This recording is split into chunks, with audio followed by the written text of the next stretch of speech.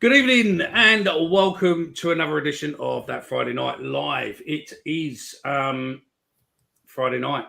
It's that Millwall Call in, and it's where we basically talk shit. You get involved with the comments and everything else, and off we go. We are sorry, we are running a little bit late. We were having a lovely chat about old football shirts. I suppose it'll be rude if I didn't introduce our co-presenters, our co-panel, our co-guests, basically part of the fucking furniture now. But hey, good morning, everyone else. I'll say good evening to, but good morning, Tony, who is in New Zealand, and it is about 10 o'clock Saturday morning there. If I'm right by going roughly what sort of times you told me earlier. So yeah, and Darren, do you remember Darren?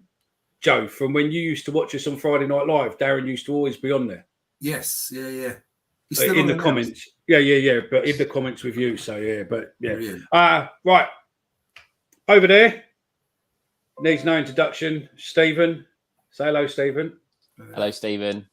That's it. Looks a bit like the Brady Bunch there, doesn't it? Yeah, he's to pass it down. Yeah, let's see. And down there, this one now. There. Wait, and down there is Joe. Hello, Joe. Hello, everyone. It's like seeing out rainbow now, isn't it? Getting worse. It's always getting worse, mate. Do you know what I mean? Right, I need to put my mouse in, or else I won't be able to raise any of your comments. And just to let you know, Joe, I've got all the bits for you, mate. Everything else. This one as well for you this week. My name's Joe. How do you do, Joe? Find the room comfortable, do you? Okay. You can't. They're good, but the one after me, even after me, is really good. It's the Shut the fuck up, Joe. No, that one. That one. But it's the timings. When you get the timing right. Yeah. So I say. Then it's quality. I've got attitude. Yeah. No, that's it. Right. Good evening, one and all. Hope you're all well. Get involved in the comments. Good evening, Chris. Oh, it's 8:30 a.m. So pretty much about 12-hour difference. So happy Saturday to you, Tony. Good evening, Darren, and good evening, Cole. That's it for now. No one else.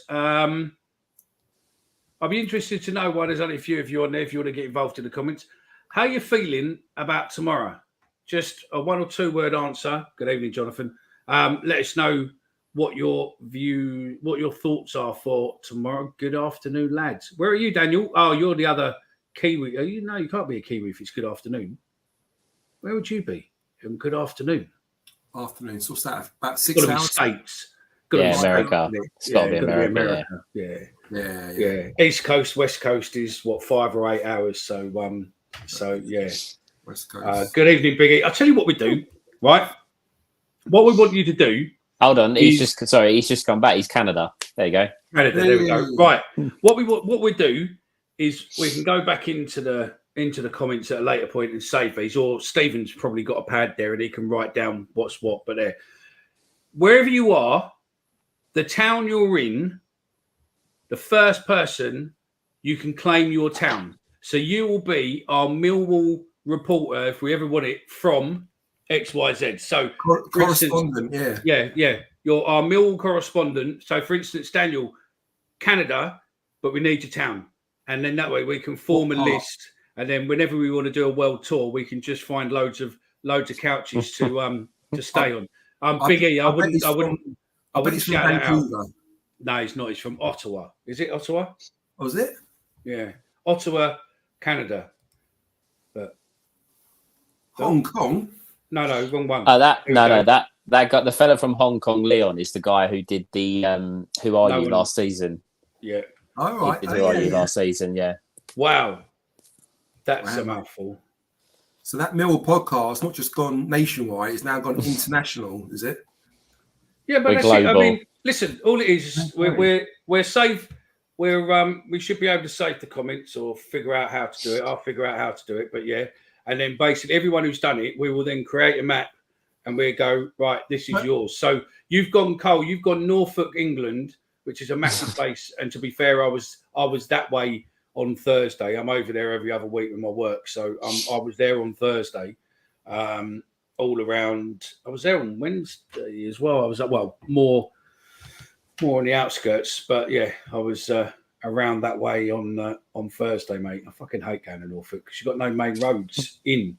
It's just like a boring dual carriageway. But Cole, have you always lived in Norfolk, by the way? I know we're not really talking football here in a minute, but we'll come back to that in a minute.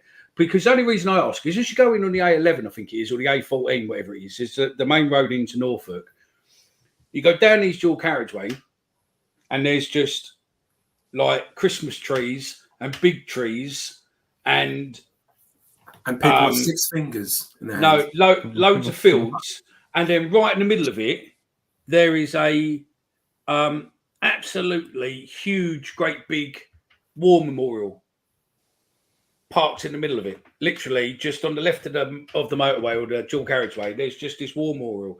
Is that called Duxford? No, it's past Duxford. It's not far, but it's past Duxford. It's past Duxford. It's on the way into Norfolk. But someone told me once that the reason it's there is that there used to be a village there.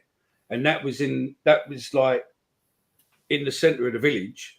And then when they built all these new roads and destroyed the village, they couldn't remove that. And that's what it was there for. So yeah, we'll see. So yeah. It's a history lesson. That little podcast has gone. Well. That's it. Love that. Where the hell is that? Nerignac?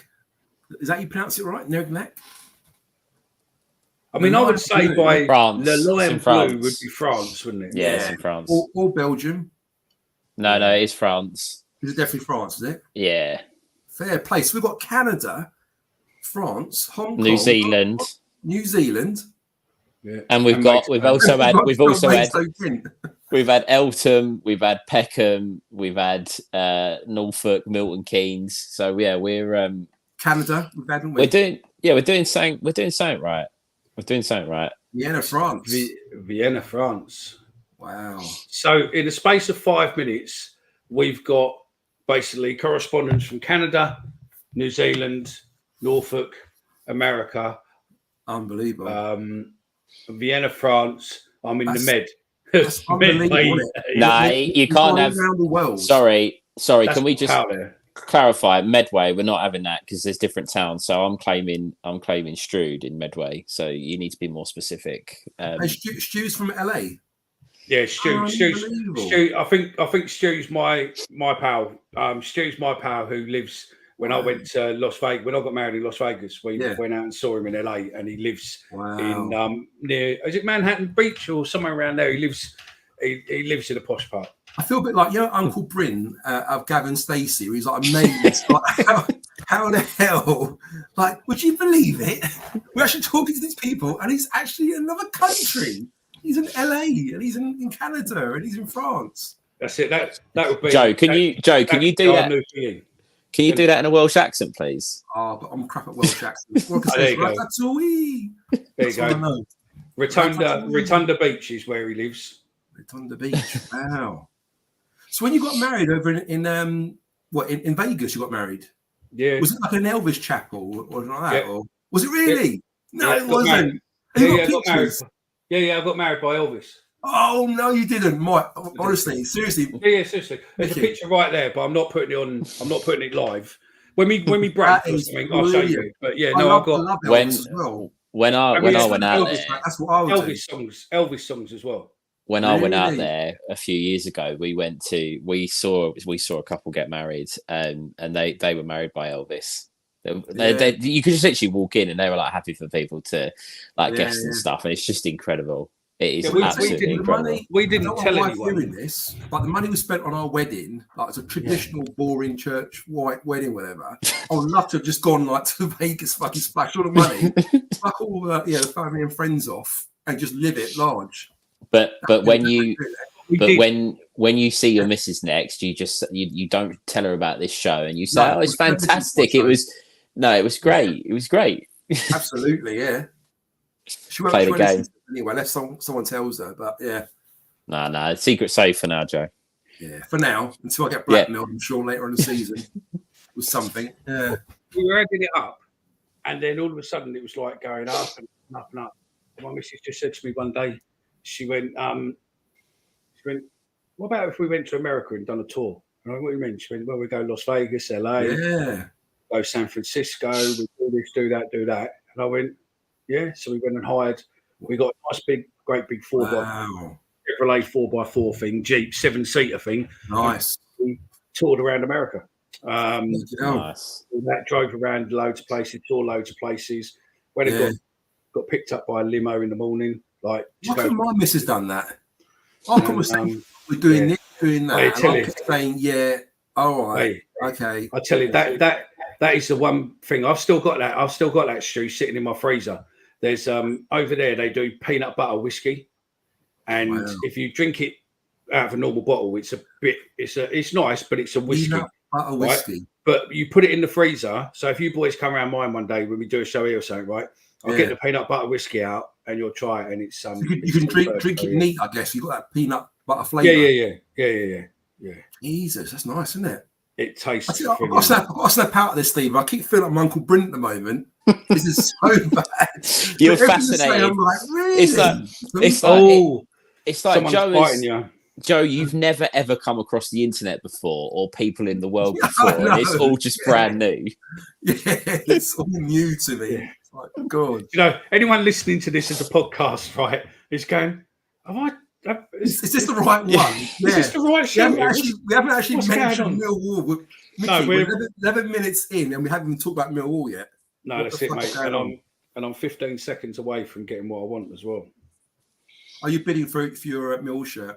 Yeah. Well, listeners, just so you know, at the moment, Mickey's not telling us what year this Millwall shirt is in fear that one of us might outbid him. And it's really annoying because I am trying to find it on eBay as we speak, and I just cannot find it. So what we're waiting for Mickey to do, wait for the clock to tick off. If you he's won it. Any Millwall shirt, what would you bid on if you could pick anyone from the history past? Yeah, if you could have any shirt, or I'll add to that, Joe. If the club could only reproduce one shirt to go on sale in the club shop, brand new, so it's produced again. You know, they'll make however many numbers, whatever. You can only have one shirt. Put in the comments which one it would be. Joe, what did you say yours was? I go for 88. The season, I've 88 or 89. They're very, very similar, but just the 89 one had the first division writing on there because we got promoted, wouldn't we, in the top flight. That'd be my one, the Lewisham one with the stripes. Nice. I'd have to go with the green and white Captain Morgan. I think it's 96, 97. I do. We were talking off air, and I have the 96, 97 green and white Captain Morgan shirt. But at that time, I was 5 years old. So the kit is literally about the shirt is about this big. Steven, you're just giving me a brilliant idea. You know, you and I have our little bets throughout the season. Yeah, cool. Right? And we always bet for money, and you always seem to lose, and you always want to donate money to charity, which is great of you to do that every single time. You lose money. The next bet we should do, whatever comes up, you've got to wear your 5-year-old's green and white Millwall top and put it over you somehow and fit it on, and we'll get a picture of you wearing it. Yeah, I mean, it's only going to go over my head. It's going to go over one arm, maybe. Yeah, all right. Well, when something comes up, and I'll think of something for you, I will take that bet. Take that bet. Deal, we'll do that. Perfect. Mickey, what shirt would you go for if you could pick any shirt apart from that one you just bought just now? Well, there's two shirts. No. The club can only produce one. We need one, not two. He's probably the one that he's got now. Well, actually, he's got that. No, he's got that one. He can have the other one. You could bin the other one, yeah. What other shirt would you go for? I would. What I want badly more than anything, and I can't find, and I don't want to pay stupid money for it, is the army shirt. The army one, yeah. Oh, I've got that. I will never, ever, ever. I don't, honestly, just a quick story on that. I didn't get one originally. Nor did I. I was gutted. And I was so close to it, not close to it, organising it or whatever, but I was like, I knew all the people and all that, and I just thought like, they'll order a load of them, and they didn't. They only Mickey, ordered we know 1,500. how much that means to you, like, you know, the war veterans and stuff like Yeah. that. If I had an army shirt, camouflage shirt, I would give it to you, but I don't have it. See, So if I'm any not. of my listeners I have got can't. one, I want to sell it to Mickey for a reasonable price. I would love to do that, but I love the football shirts. It's the best shirt we've ever done, and I never got it originally. Yeah. A guy on Twitter, and he deactivated his account now, and I kept in contact with him for years afterwards, you know, through social media. Put a tweet out to say that he bought two, one for himself, one for his mate, and his mate had let him down and wasn't going to give him the money. So he was like, first person to reply, you can have the shirt. I messaged him literally for the price he paid for it. Yeah, for face value. So I messaged the guy and I was like, look, I want it if you've still got it. He went, you're the first person to reply. Where'd you sit? And funny enough, I sit block 10. He sits in the lower in the Coldblow Lane. Yeah. Next home game, give him my number and rang him. He went, oh yeah, I'm here outside the ground, and literally bought it off him in the wrapper, everything. So the guy's name was Stuart, and he's not on Twitter anymore. I've lost contact with him. But if you ever do watch this show or you remember me or whatever, you are a legend because you got me that army shirt. Well done. Done a good thing that guy did. Brilliant. You know the shirt you wore in your photo shoot, Stephen? Yeah. That's the one. It's the one you've just bought? The one you've just bought? Yeah, nice. Is it because Stephen modelled it so well that it kind of sold it to you a little bit? It's just... Hold on a minute. Have I got... Hold on a minute. I'm going to do this. One second. I like bits and pieces from Millwall history. So, you know, like... There's a program I want. I'm not going to say which one it is, but there's a couple of programs I want with main one. Like I'd like the program from the first Sunday. There we go. I'd like the program from the first Sunday game what we did, which was the first ever match on a Sunday what we played. I'd love the program from that. Yeah. I've got the program from the infamous 76 or 78 Ipswich game, where Bobby Robson called us all the names under the sun. I've got the program because again, it's something what I've always supported the Basingstoke 8. The 8 lads what basically we played Southampton away in 70. We played 78, so Southampton away in 78, and 8 Millwall fans on the way from Basildon on the way to the ground sadly lost their lives in a car accident. We lost 8 fans that day. The 11th of, and a little cross story. Every year now we have the memorial game, don't we, around the 11th of February, where you can, if you've lost anyone, you send in. The reason it's around the 11th of February and that Memorial Day is because that's the day that 8 Millwall fans died when I was found on the board, that I managed to get them to do it on that day. And at the first game, it was against Cardiff. But this year, on the 24th of February, we play Southampton away, which is 40 odd years. You know, 40 something years, 46 years, whatever it is, to the, you know, give or take a week or two. So things like that. So white one I'd like from the 70s, the white shirt I'd like from the 70s, the Lewisham shirt, purely with the Lewisham shirt is more to do with the battle, what I did with Lewisham, and the fact that shirt become iconic with that logo, because that was the logo we used on a lot of the fights. Right. Swansea on Saturday. So there's one of them, by the way, on eBay now, ends soon. 2 of them, the white one and I've got that one. Weather and Norwegian. I've got that. I think that's another one I've got that in like an 8-year-old size or something stupid like that. There's another bet for you, Joe.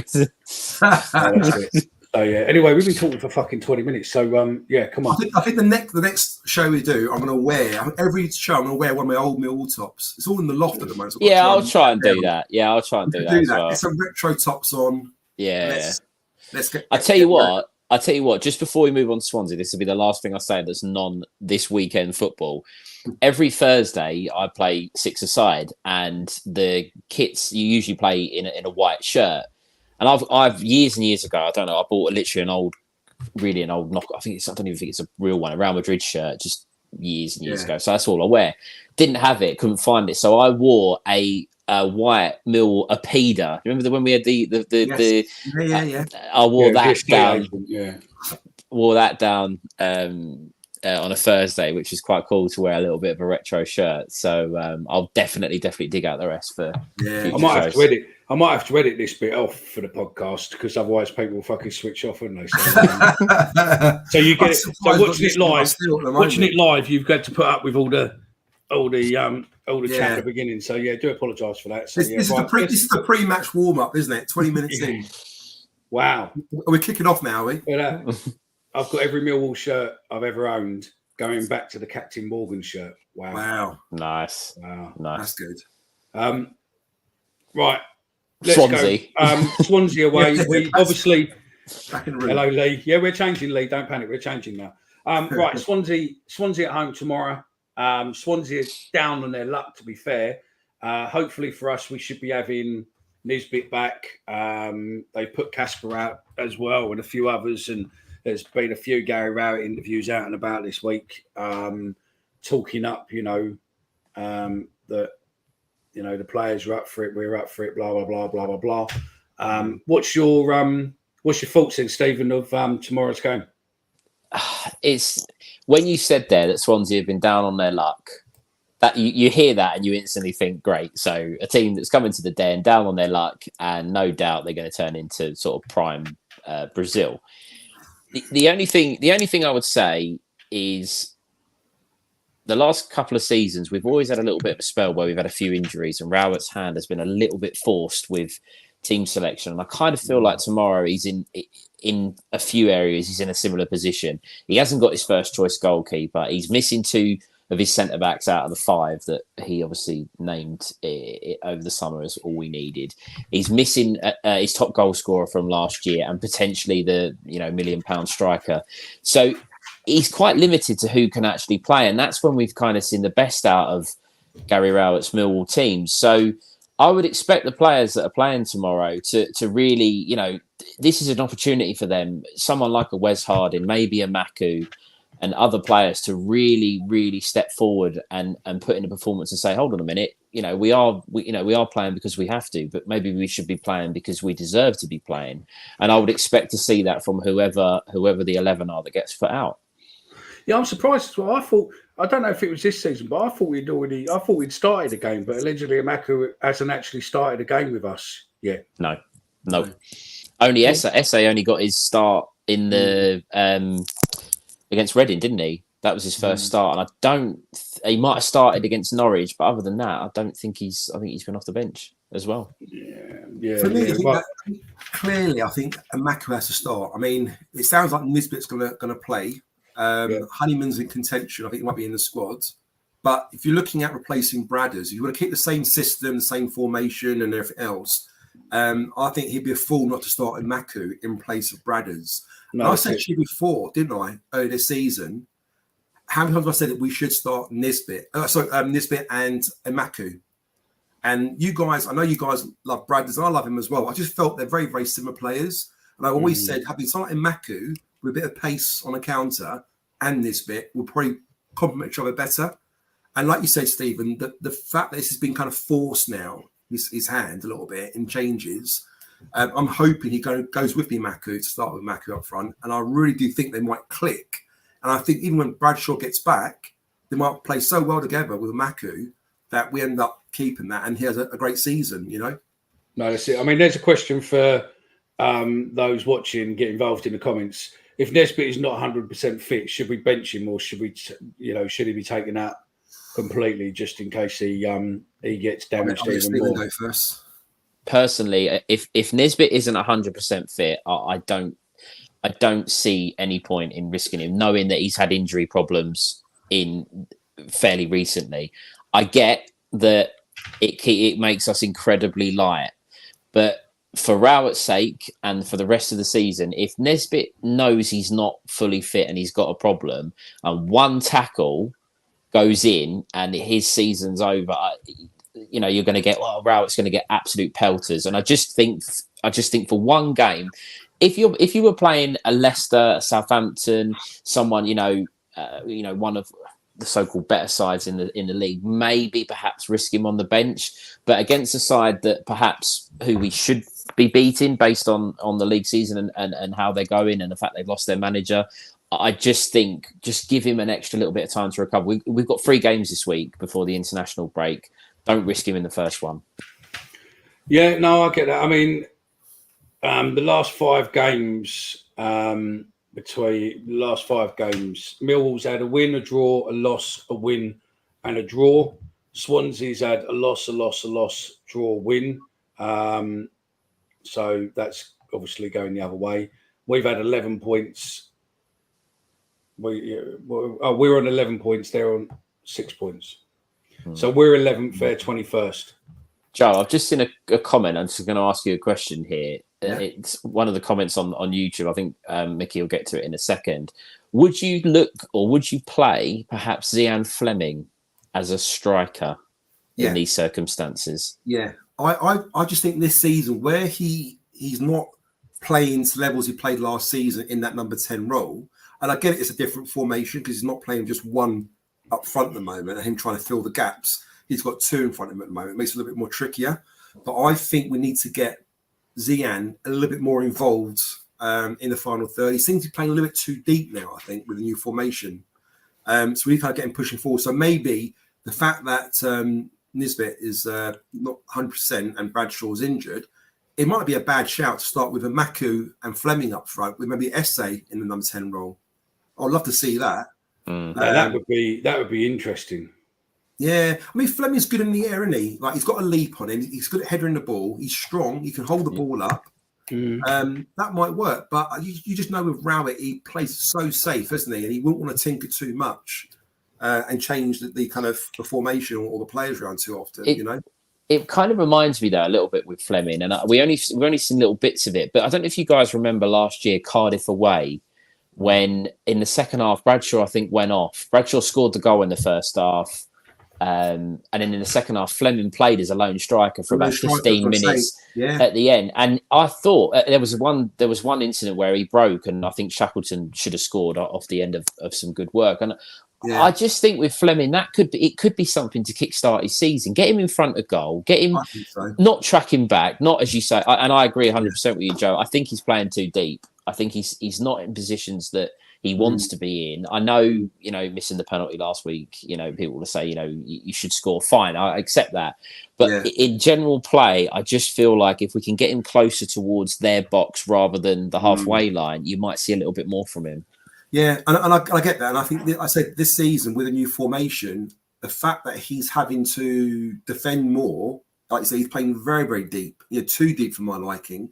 And we're not utilising him in the right areas, are we? No. Unfortunately, Fleming, as good as he is, and let's be honest, he's not, he's not really unfit. It's not as if he can't run, but he's not as quick or as agile as most players are doing that kind of late run into the box sort of thing. So I think he struggles in a midfield position to get in that box and make those runs. Whereas, like you say, if he's playing the 4-2-3-1 formation, he's there behind Bradshaw. He's always in and around that box area, isn't he? He was always around that area and making those late runs in.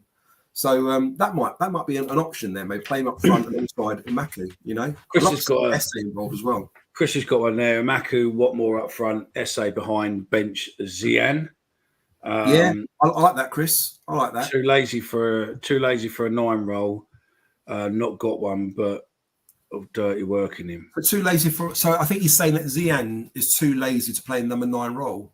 I disagree. I think he likes the contact. I mean, he mentioned that to us when I met with him at that sponsorship thing I done with him, and he mentioned he loves the contact. He loves the physical side of the English game, and he's having to kind of rein himself in sometimes. He keeps giving away free kicks. He said. So I disagree there, but who knows? Give him a chance, maybe. That's an interesting comment. I also, just on that as well, I don't think, and I might get absolutely caned for this, but I don't think it's a case that Fleming is lazy. I don't think he's a lazy footballer. He's isn't he, Stephen? He's just a cultured player, plays at his own tempo, and he's going to do it his way. It's his way, and I think whilst he says he likes the contact in the Championship, I do think maybe he wants a little bit more time. But I don't think that makes him lazy. I just think he's playing a way that he's been playing and brought up to play in the Ajax system. And whilst, you know, Millwall fans want the Millwall type player, and we've had many discussions about this, I don't think Zian Fleming will ever be a Millwall type player. And I think that we're going to have to either accept that, or he's just going to go off back abroad or to someone else and perhaps be a more influential. We talked about over the years, haven't we, about, you know, what makes a Millwall player. And I don't know whether that's the answer, you know, having a Millwall player. I think you need one or two like that, but we don't want a whole team of that, because you would have no creativity, would you? You know, Leon's got a point there. Yeah, I mean, Longman did play the number 9 role for Hull, didn't he? Yeah, he has played. He has. It's one of those though, really, isn't it? Where Ryan Longman's been really good, in my opinion. The last couple of games, I think we've seen some really good moments from him. So I wouldn't want to take him away from a position that he's been playing well in and being effective. Yeah, you've got other players that, you know, for example, what's that going to do to Amaku's confidence if they turn around and go, "Nah, sorry, we're gonna bring the bloke who we've been playing at left wing back up front instead." Yeah. I get it, but I wouldn't. And also, Stephen, if that is the case, they'll need to bring Joe Bryan at left wing back. And for me, I don't think he's done enough, Joe Bryan. Maybe I had a high expectation of him when he joined us, but I don't think he's done enough to warrant a start. I think Amaku deserves that start, because whenever Maku's played, he's played really well for us. Even when he came on as a left fucking wing back, last week, out of position, but he's still trying to get the ball, he's still trying to take players on and make things happen, you know. Whereas Joe Bryan, I don't know whether it's just lack of fitness or lack of desire or what it is with him, but we haven't quite seen anywhere near the best of him at the moment, and I'm hoping that can improve. No, I think I agree. The jury's out on Bryan. I'm not sure. He's obviously got talent, and he's obviously played at a decent standard and whatnot. Can you go back to that one, please, Mickey?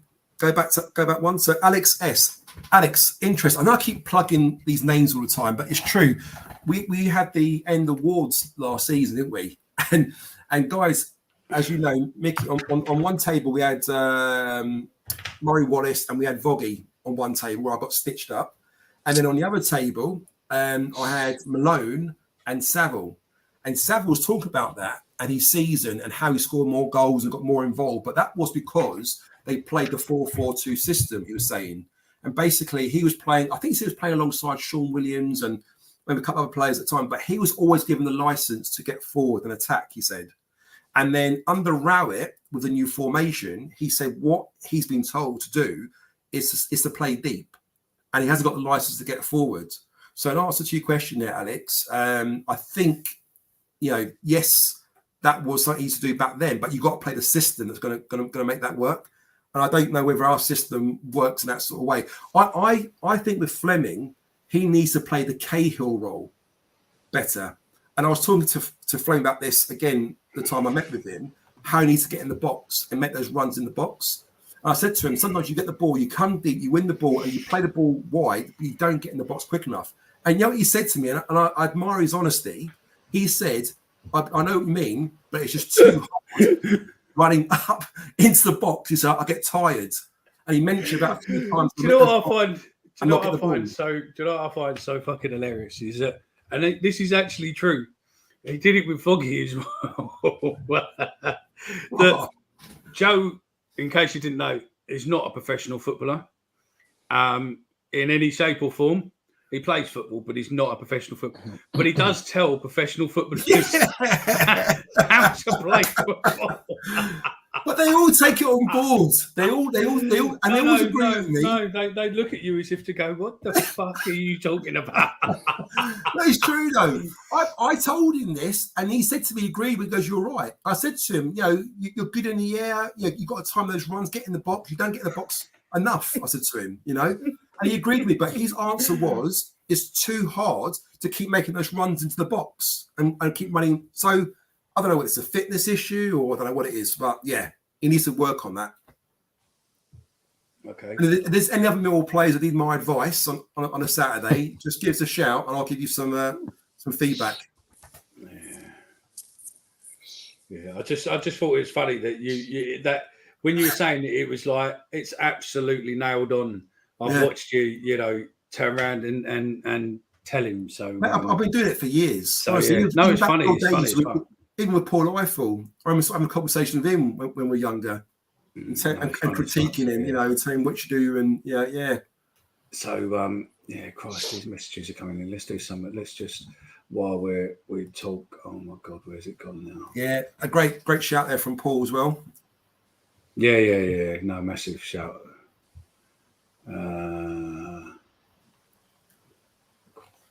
Where are we? Go on, gents. Oh, there we go. I found it now. So yeah. We've been crying out for a creative midfielder. Fleming is not that player. We did have a creative midfielder. We had the Peck and Pirlo, but we let him go, didn't we? We don't play enough football to suit Fleming's game. That's true. Someone's saying you're wrong on Zian. Work or go. Work or go. As in, you should work hard or otherwise do one. Is that what he means? Yeah. Yeah. Start Excel. Start Excel. Oh, who's Excel? I'm assuming. I'm assuming that's meant to be start 11 XI. Okay. I'm assuming. Type in, put them in the comments, mate. If you want to put in your start at 11 for tomorrow, mate, just drop them in the comments, and I agree with Baz. We'll go through them all. So yeah, we're just going to try and get through. You were wrong. Listen, Richard. Honestly, if we're wrong, that's absolutely fine. But can you tell us what you see in Joe Bryan that we don't? Because for me, the jury's out. I'm not saying he's a bad player. I'm not saying he's a good player. I just don't think we've seen enough. But by all means, tell us where are we wrong? What do you see? Richard, technically, I think he's a good player. All we're saying is, at the moment, he's giving us 6 out of 10 performances, where we know that he could give us 7, 8 out of 10 performances and give us a lot more. But at the moment, we're not getting anywhere near that from him at the moment. And on that one, Murray Wallace is out, so he won't be playing. He's injured, yeah. Is he? Oh yeah, he is. Yeah. Unfortunately, this show is all about me. Won't be long before you. Oh dear. On that note, we've got Patreon at the bottom. If you want to super chat, let's do that. So we really need your money to pay for Joe's box. And if you need my bank details, send me some money. I'll give it to you afterwards. Yeah, I mean, it was interesting because obviously we do the behind enemy lines where we speak to the opposition fan, and this week's it was quite weird. A couple of questions. It says, what strategy and tactics do you play? What do we need to look out for, etc., etc. And the fellow went, got no idea. He said we don't seem to have an identity or a strategy or anything else at the moment. The manager's just crap. Also, what he said was, don't you remember what he said? The bit where he mentioned about last season or previously, they were kind of footballing team, Swansea, holding the ball, playing the ball around the back. Whereas now they don't even do that. He said. So it'd be interesting to see how they come out of us tomorrow. That is 100% true, Alex. Absolutely. Yes. I had a chat with Harry Kane. I said, listen, H, I want to talk to you about, your shooting. You're not shooting enough. He went, all right, Joe, well, I don't mind sort of shooting from the box. Shut the fuck up, Joe. I said, shoot from distance. Shut the fuck up, Joe. And you score a few goals. He went, all right, Joe, thanks a lot. And that was it. So when you start telling us stories, Joe, that the viewing numbers start crashing. It's true. I'm not lying. Harry Kane was there. Richard's already said you're the new fat down, mate. So there you go. I mean, cheers, Richard. You got the football shirt behind you, mate. Do you know what I mean? You just need to hang a couple of tracksuits up. So yeah, I might stick a couple of pillows under my top as well. Oh, that's bitchy. So yeah, I think I'm quite confident going into what you call it, mate. Do you know what I mean? We nearly are at half time where we have you've got a 3-minute clip video of a couple of games from the beginning of I think it's the 90-91 season, and then you've got a few more games for the end of the show. So yeah, that's hopefully will keep a lot of you. We thought maybe 3 minutes for half time gives you enough time to run to the loo if you needed to, and also gives us enough time to have a glass of water and recharge. I agree with all these comments, by the way, coming through regarding Joe Bryan. I think we've only had one person stick up for him so far, haven't we? Not saying we should all gun for him, but hang on one sec, Steve. Quick question for the comments: do you rate Joe Bryan? Yes, just put yes or no in the comments if you rate him or just or as no. a follow up to that though, that comment there from Jimmy, I think was it Jimmy P555. That's spot on because he hasn't played enough. This is what I'm saying. The jury's out. I'm not going to say he's a bad player or a good player, but we haven't seen enough of him. And if he's going to be in and out of the side because of injuries, I don't see how that will ever improve us. No, realistically. I think when you're playing, you've got to show a desire and an effort, and I don't know whether he does enough of that. Another chat in the group there. If you want me to have a chat with Joe Bryan after a game, just put it on there and let me know, and I'll do it. I promise. Joe, yeah, the fucking clip I keep playing, yeah, don't work. So shut the fuck up, Joe. Okay, fucking hell. Daniel charges if you want to comment on his live. No, does he? Hey, Mickey, you're missing a trick there, mate. I'm never going to charge people. Mate. No, there's sponsors and whatnot, mate. I don't agree with any of these channels where you have to pay to get content. No, it's just absolutely not. If someone wants to sponsor the show and provide some stuff like that, great, because it all adds towards it. But to charge people to watch, it doesn't matter who you are. I mean, across any channel, I don't see the point of it. No. I just think it's madness. But yeah, we got Connor then, who's given us our first starting 11. Bart Wallace. I agree with that one, Connor. Harding, Leonard. I'm right. I'm up for that one. Joe, the problem is, hold on, Murray Wallace is injured. No. Well, he's injured, so he ain't going to play. Yeah, but he's probably playing Jed. He's brought him back. Norton Cuffey, Longman, SA in behind the Maku, and Fleming as a target man. Now, that could be a good call there. Connor, shouldn't that be Cooper instead of Wallace? I think that's what he means, maybe. You're trying to dictate the fans as well. The viewers, you're trying to coach the viewers now as well. Is that? I'm really gutted because I deleted that video of you and Vloggy today, and you can't I should have left it. No, I deleted it from our studio, but I should have just kept it in there just to play. So yeah, right, Connor. I actually think that was in relation to the Joe Bryan. Yeah, he rates him. Leline Blur is a no. Stuart is a no. Alex is a yes. So that's 2 all so far.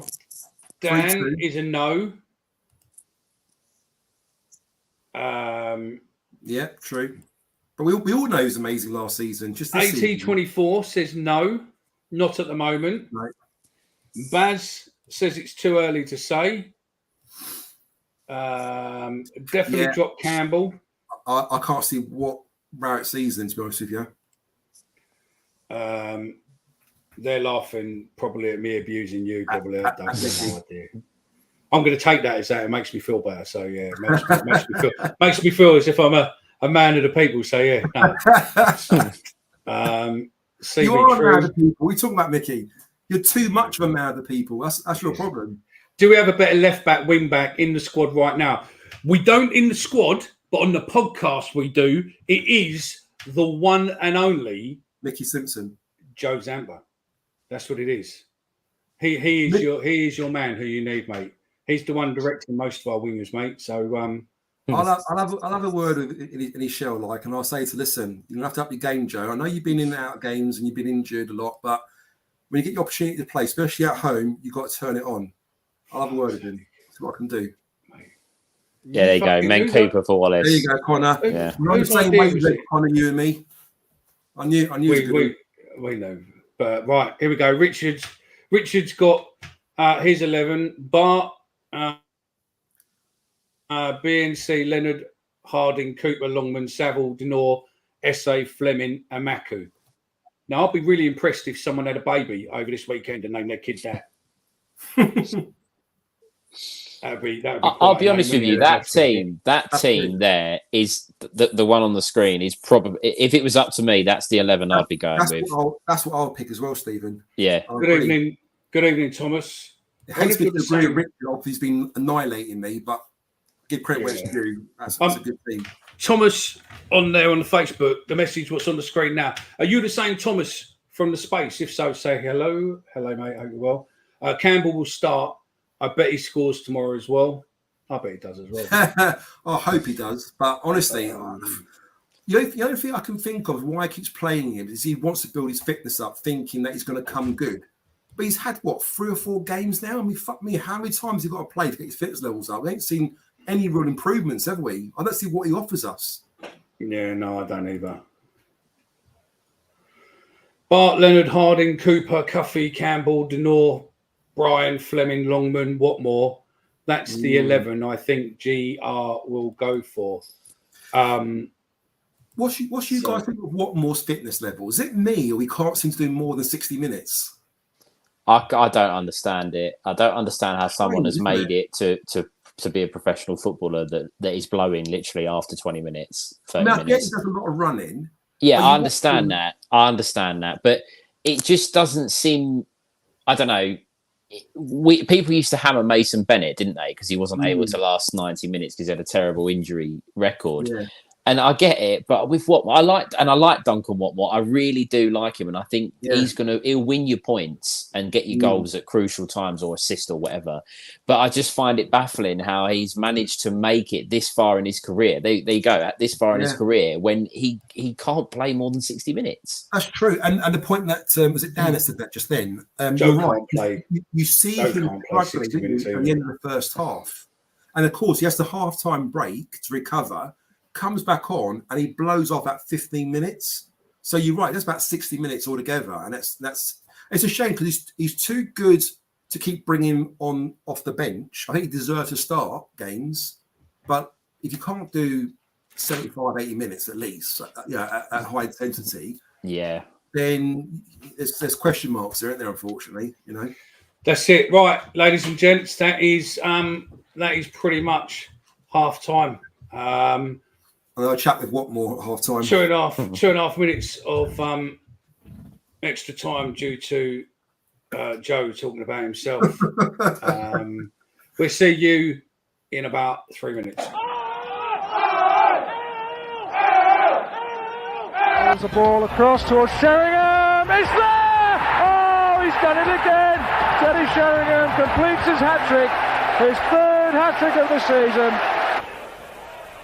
Back to August then, and the target for Millwall is clear. An instant return to the First Division. Watford is the first stop. Malcolm Allen, back on his old ground, is credited with the first goal of the season from Teddy Sheringham's flick down. 41 minutes of the new campaign played, and the Lions ahead. Jimmy Carter is to become a real thorn in the flesh of Second Division defenders. He's giving Watford the runaround, and the cross provides Allen with the second goal. Watford not at all sure it crossed the line. The referee and the linesman agree, and the Lions are 2 up.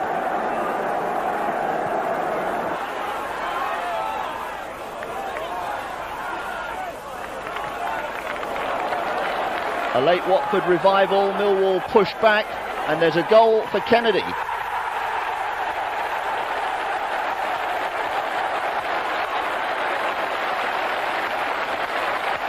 "17 minutes for the Lions to hold out after this one.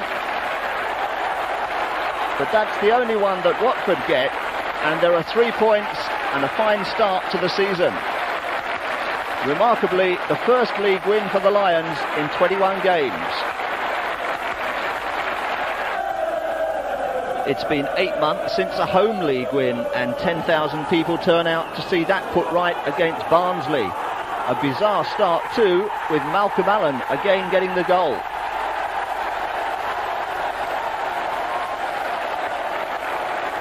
Goalkeeper goes walkabout. Allen's shot just makes it before the defender. That's 37 minutes, and there's more before half-time. Number 10, Alex Ray, enjoying his home debut, and the home crowd soon coming to enjoy him.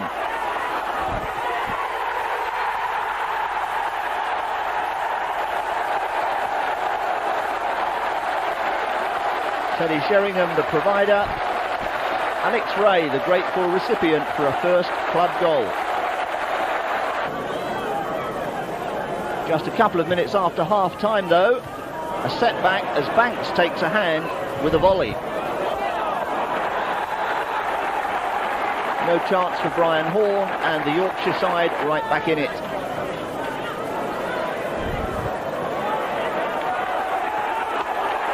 Not till 10 minutes from time do Millwall make it a bit safer. Jimmy Carter.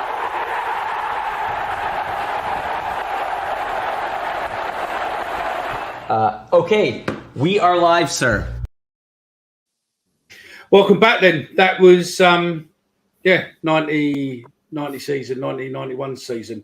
Some cracking goals. I mean, if any of you were there and you want to get in the comments on those, then do jump in. That was a great season.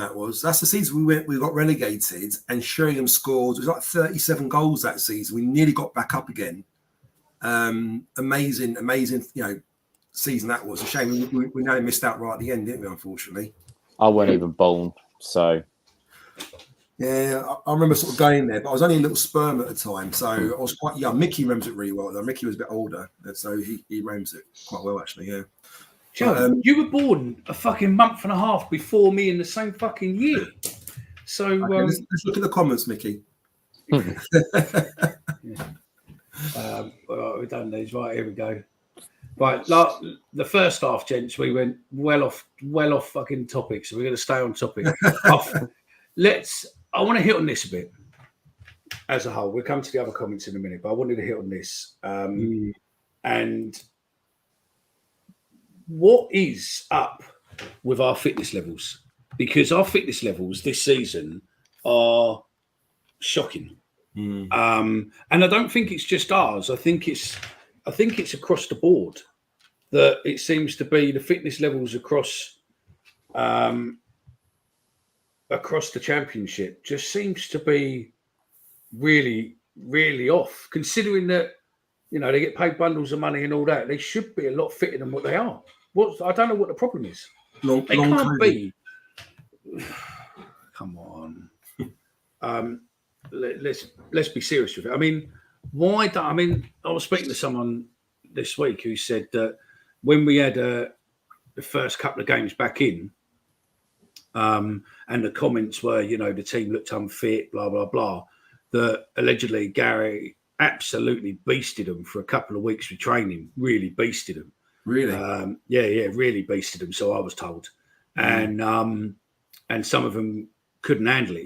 They were really beasted, and I just wonder if that, going forward, whether or not they're looking at fitness and they're trying to push, and is it because realistically we have quite an average age, don't we? An older age. We're probably 27, 28, 29 average player age on the team, and I just wonder if that's a problem. Do you think maybe it's a little bit to do with the style of football a lot of championship teams are playing at the moment?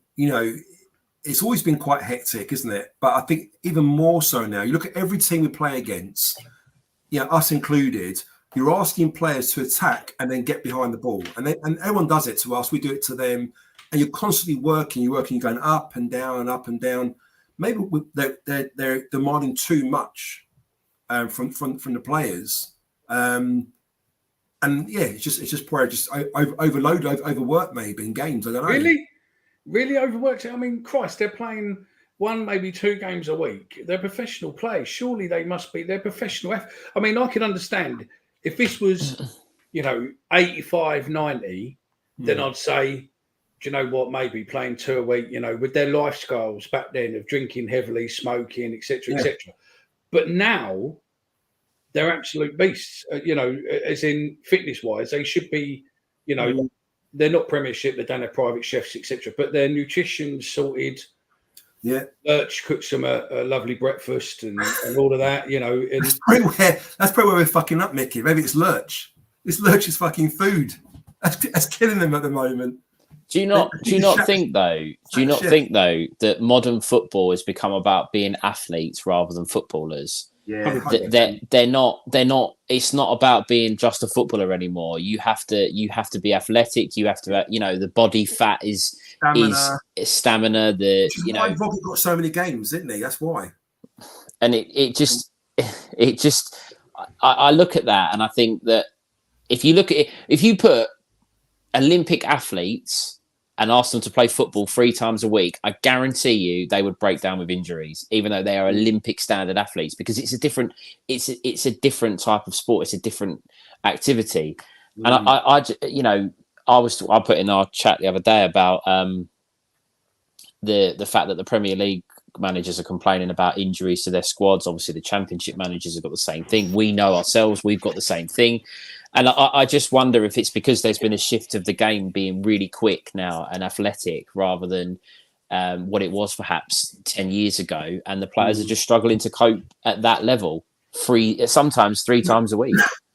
But what's interesting is that not every player is struggling. So you've got a few of them, like Bradshaw, that will run around for 90 minutes. I think Denore's got a good engine on him as well. Billy Mitchell has a good engine as well. So if it's everyone, then you can understand it. But it's just there's a few. The older players. Yeah, but do you know those three players that you've mentioned there, Joe? Billy Mitchell obviously is a little bit different with his age, but they're older school footballers. They're the work hard, chase everything down, put a foot in. They're playing. They would have been able to fit in 10 years ago, 15 years ago because they play that hard, style football. It's the players that are not in that mold, in my opinion, the ones that have come into this new era of having to be athletic and having to, every part of their lives monitored. If they eat this food, they get caned by the management or fined and whatnot. What about this then, right? Tony, with what Tony's raised there, right? And going on to fitness levels and all that. Tony's raised there, right? We have Gary Rowett, right? Problem is Gary Rowett would play 10 defenders if he could, right? Now, his style of 5 at the back is, very heavily defensive, isn't it? Yeah. So are the players training to be more defensive? Yep. And because of that, they're not doing as many stamina, sprints, running, etc., etc. And because of the other teams we're playing are reading us and basically running through us, and then they're having to run back and do more. I mean, it'd be interesting. I don't know. Maybe we can find a stat. But it'd be interesting to see what our players are running every game. Our players are being trained and drilled for concentration and hard work and determination. And if you can be physically fit, but the mental side of it, and our defenders are being asked every week to defend for their lives, to scrap, to throw their bodies on the line. We're going to let the opposition have the ball. You've got to make sure that you're in your position and you're drilled and you're defending and this, that, and the other. And I think that's taken its toll on them because they on the commentary, I think it was Max on the commentary last week said that Ryan Leonard was screaming out for his forward players to hold on to the ball to give the defenders respite, and they need the respite because they're constantly under pressure. That can't be good for our fitness. We haven't that can relieve the situation a bit and hold the ball up, and so the ball goes back. It comes back to the defenders, and they're constantly chasing and harrying and trying to usher people. And I honestly think it's not. I don't know the numbers, and I don't know if our players are fitter or unfitter than other members of the Championship. But how many Championship teams ask their team to consistently defend as much as we do? I can't imagine there'd be many. No, well, that's what I'm saying. I think a lot of teams had to sort of play that sort of system. We probably do it more so than others, where you're demanding that relentlessly keep tracking back, keep getting behind the ball, keep working hard. Then when we've got the ball, then got to push forward. It's just literally up and down, and it's draining. And I think the midfielders and the attackers are the ones that are really working their hardest. And it's probably another reason why Watmore and players like that do struggle a little bit, because they're constantly having to track back, get behind the ball, and then be in the box you know, when we're attacking. Well, you know, if you take someone did put in. If you take Romain Esse, just before we go back to a call, you take Romain Esse as a prime example of that. When he goes off to England and when he's played in the under-21s, and I know I haven't seen many of the games, but I've seen a couple of the 21s, you know, later on in the season. Those front players for those 21s last year, they were told, you attack, and you attack, and you attack, and they're running at defenders, and they're comfortable on the ball. It's possession football, isn't it, Steve, as well? Yes, so they're making the opposition do more work. They're making them run after the ball. Esse has come into our first team, and again, probably gone away with England where they want to keep hold of the ball. And against Norwich, and people have, said he was at fault for the first goal and he didn't look the same. Romain Esse was asked to play as a winger, and he spent half of his time covering Danny McNamara at right wing back. Covering that player. Is it Rowe's name was, I think? Yeah, Jonathan Rowe. Yeah. You can't ask your creative players who are so used to playing in a certain system to automatically become, elite machines going back. That's not Esse's game, and it never will be. And perhaps that's where we're struggling with, as you say, with Watmore and Fleming, because they're being asked to run too much. And also, Steve, I don't know if you agree or not, but when you've got players like Esse, you ask them to track back and get back and defend and do this. Why are you using our most creative, talented players and getting them to keep defending when you really want them the other direction, hurting the opposition, don't you? You know, who's that one? I mean, our French correspondent here, he says, in my opinion, in respect of injuries, are the training methods being adjusted to avoid said injuries? We do seem to be having a few quads go over the past year, which is true. But Luke's raised a good point here. Spurs had a couple of seasons with loads of injuries about 5 or 6 years ago. They changed their fitness coach and looked into the players' diets, and they more or less cleared it up. But that's common practice, though. That's common practice. A lot of football clubs do that now. They go away, they come back for pre-season, and I was watching an interview.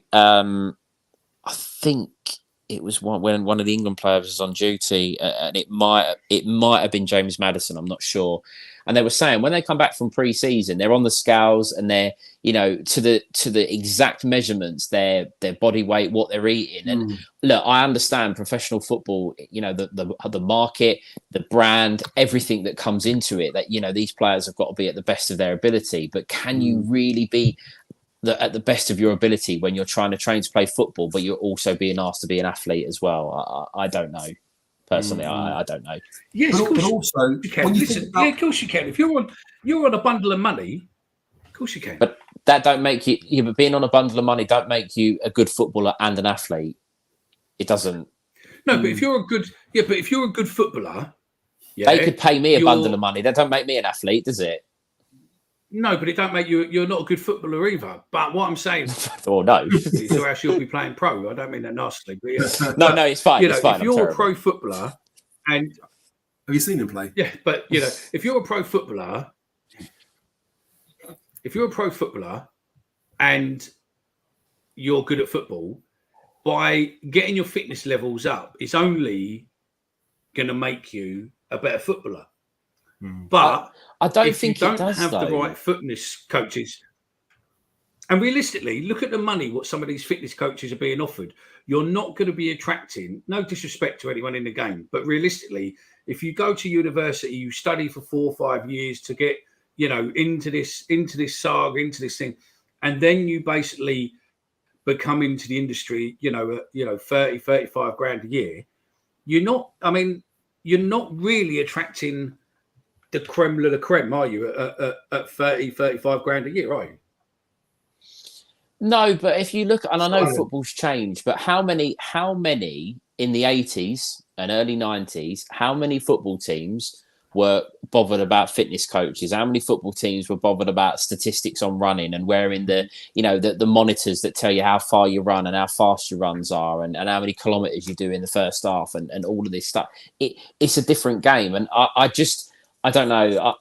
We have a problem with our training facilities and the fact that a lot of our players get injured. But I do also think that there has to be something in the fact that the players, as I said earlier, as Joe mentioned, your Bradshaws, your Denors, your even Saville to a certain extent, doesn't really have Murray Wallace, it's amazing that he's got Jake Cooper never ever gets injured because they're the older school players, the ones that have been brought up to be to play that way. It's the other footballers who you maybe their way to sort of suit that maybe. But also that would make good that would make good content, wouldn't it? For Millwall TV, mate.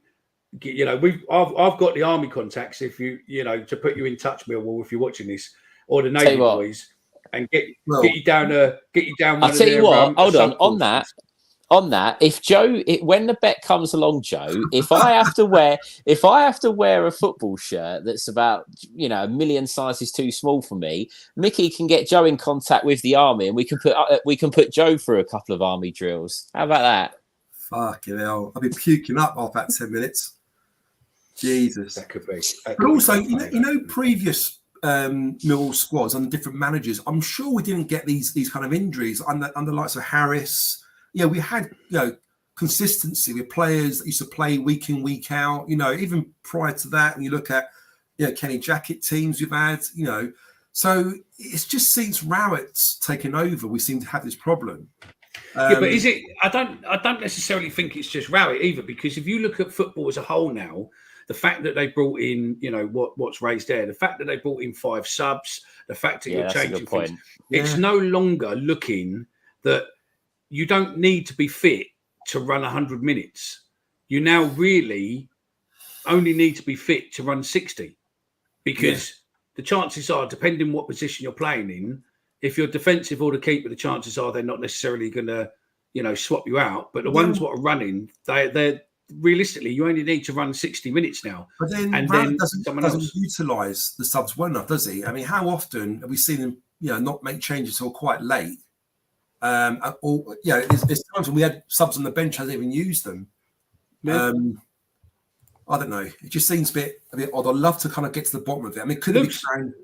That's true. That point there is bang on. If we had more of the ball, I honestly think it would help with at least we would look fitter because you're not constantly running. And going to my point there, what I mentioned earlier about previous managers not having many injuries. I think we used to play on the front foot a lot more in the old days, didn't we? And we'll play attacking football. We're not worried about defending too much, playing a high line in their faces. When you're playing this defensive style of football, you're covering a lot more ground because, like I said, you have to track back so often, so deep. You're chasing the ball. You're chasing the ball. It's simple. Yeah. I mean, not having the ball either, are you? No, I mean strategically, I know what what I would look at on a purely strategic attack plan for me, and I don't pretend I'm superb at playing football or know the ins and outs, but I would know personally what I would aim at if I was an opposition manager. So I'm going to put the question to both of you. And again, if you want to put in a comment what you would do. If you were playing Millwall this weekend, right, and you've known about it for a week or whatever, what would you be saying to your team on how to beat Millwall? What would you say? I know what I would say because we've been discussing it on here, and I see what I think I see what Millwall does wrong to a degree. But let's go. We'll go to you first, Joe, because you are the closet football coach. Yeah. So you're training your guys. So you've got 2 weeks. You're training them all up. What are you going to train them to do? The thing is, for me, it's very, very simple. Historically, Millwall can't break down teams that defend. We've got no creativity. We've got no aerial threat in the box. We're trying to pump balls in. So all I'll say is get behind the ball, sit deep, and catch them on the break. Whenever we play against good teams that open up space for us to attack us and we can exploit that and score goals. How often we play against teams lower in division that come in there for a point, sit back and defend, and we can't create anything. And for me, if I was any manager, whether it be a good team or a bad team, all I'll say is sit deep, let them come at you, and we'll counter-attack them.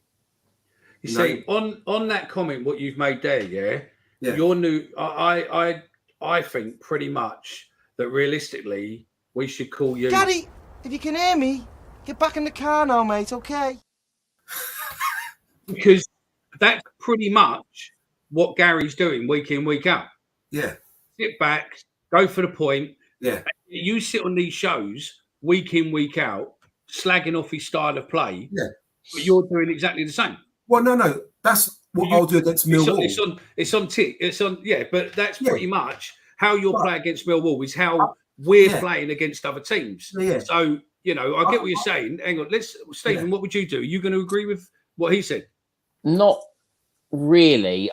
I would go a slightly different route. I think that any team that can play football and have a little bit of movement in and around their front areas and a little bit of pace in and around their front areas are going to cause us a lot of problems because we don't have the mobility all the way across the back four. It might be slightly different without Hutchinson and Wallace in the team, but I still think Cooper and Harding and perhaps Brian, they're not the quickest. And I think if you can play a little bit of, I would be saying if you can play a little bit of football and you've got a little bit of pace and movement up front, use that. Get on the shoulders of the centre halves and play the ball in behind them. And because our defenders don't want to be turning. Our defenders want the ball in front of them. They want it coming forward. They want to be able to see what's coming. You see it at the Den. Teams that pass it at the back and have got the ball and they're waiting for an opening, they don't really often get anywhere because in the end, they're forced into knocking it long. Jake Cooper, Hutchinson, great in the air, win the ball, and the game becomes a little bit like stuck in the middle of the park. I would be saying, get the ball down, get it forward, and play on the shoulders of our defenders. That's how I would go against us anyway, and put a little bit of pressure on that back five. I would keep the ball on the ground, mate. I would keep the ball on the ground and keep passing it amongst yourself and moving forward. And then they will be running around trying to get those balls. And then all of a sudden, like what happens, we will suddenly get an opening. And if you've got a couple of players with a bit of fitness who can run on and then passing ball, the biggest problem I see with us is that we don't pass forward enough. We're always, I don't know, when you watch tomorrow's game, count how many times the ball goes back. It goes backwards, it'll go back to Cooper or it'll go back to Wallace or it'll go back to someone on the back line and then it will go back to the keeper and Bart boots it up the field and that's it. But if you keep the ball on the floor and keep passing it back and forth between you and keep moving forward and also use the width of the pitch because we don't sit wide on the pitch, mate. We sit quiet in the middle. All of a sudden, that's why our players are looking unfit because 45 minutes of chasing a ball is going to fucking kill you. I don't give a shit who you are. I agree with you saying, Mickey, but I think in recent games with our wing backs, in fact, we've got more attack-minded wing backs now with Longman and Cuffy. That we're a little bit more on the front foot now, more than previously. When we had like 5 defenders, like McNamara and let's say Joe Bryan or Murray Wallace at the left back. It has been like that. Literally, get the ball, play it back, get the ball, play it back. We are looking a bit more attack-minded. I think it has improved a little bit in the last few games, I would say. But you're absolutely right, though. It's still not quite attack enough for us, is it? Can I just say as well, we've just spoke about how teams are potentially going to come or would beat us. I'll go Mickey first. How are we going to beat Swansea tomorrow with who's available? Possession football. That's what the Swansea guy said. He said, if you basically keep hold of the ball, he said, we can't defend. So you get hold of that ball and get it up, they can't defend. If we can get back behind them, then that's when they're in trouble. So I would just carry the ball forward and then, either a through ball up front or chip over. But none of this lob it up from the keeper because they know it's coming. You want them up in the middle so that then you can force a gap, send Esse down the side, and then just a through ball in and get him into there, and then obviously cross it in and hope Fleming or Watmore or Amaku can put it in the goal, or if Nisbet's in, put it in the goal. That's where I see it being. And Joe, similar question to you, but on the basis obviously possession-based football, would you say that we're more likely to win the game tomorrow by playing the ball narrow and trying to get in behind and having your strikers go through in on goal, or trying to get your wing backs wider and go down the side of the pitch and then get the ball across? Well, first of all, it depends who we start with, who we play. That's true, yeah. If we've got a Maku, then I agree we've got some pace to get in behind them. The trouble is, Swansea, I don't know like this season, but last season, they're very much a possession-based team. We saw when we play them at home, and they're knocking that ball around the back, quite freely. They had Ofafimbi up front, who they've now sold to Burnley. Obafemi. Yeah. So we don't worry about him anymore, and he was a real thorn in our side last season. So this season, I don't think they're going to be as a concern for us as they were last season. I think we need to get on the front foot. We need to play with a high line. We can't go direct. We've got no height in the box. They're going to defend initially, so we go 1-0 up. We have to play the ball wide. So I reckon we should play our wing backs high up the pitch. Let's play some pass into the box. Once we go 1-0 ahead, and we've got a Maku playing as well, we can then counter them. We might score 2 or 3 then. What we can't do is sit back, be cautious, concede, and if we do concede, we're absolutely fucked. Because we've got no aerial presence at all, have we? You see, I have no confidence, right, in us scoring early, because when we seem to score early, Gary seems to want them to sit back and defend, and that's the problem. And just to Larry's point, Larry sounds like an American movie star or figure, or a news anchor. Hi, you're through to Larry Davenport. Do you know what I mean? Reporting for NBC News.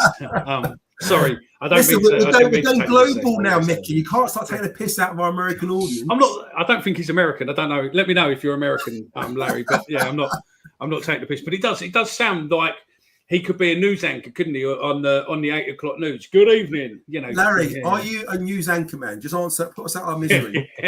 Or from America. From America. Yeah. Just the point. I don't want tippy tappy football either, because it's it's pointless. But what I'm saying is that some of our players should be able to take the ball forward. We shouldn't be relying on Bart kicking it 70 yards up to a target man what's not there. I do like this next comment from my pal Spencer. Joe, the football guru. Can we ban him from the stream, please? Who? Spencer, for that comment. It's terrible. No, I didn't read it. He's a friend. He's a friend of mine. He can fucking stay there, and he's going to be a guest. He's going to be a guest on your show as well. I couldn't even read it all. What did he say?